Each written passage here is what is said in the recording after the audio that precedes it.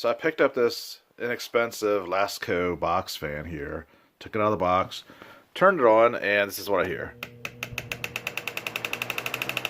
So I think I know what the problem is. I'm going to take it apart, and if I'm right, I'm going to show you. It's easy to fix, and I can fix it in less time it's going to take it back for a return. So I got the back of the fan taken off, and if you run it, you'll still hear that it's making the sound.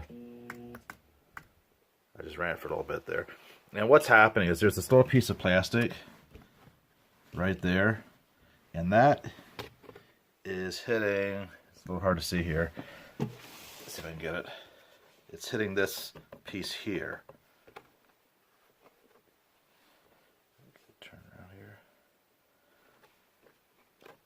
So, what we do, pair of wire cutters,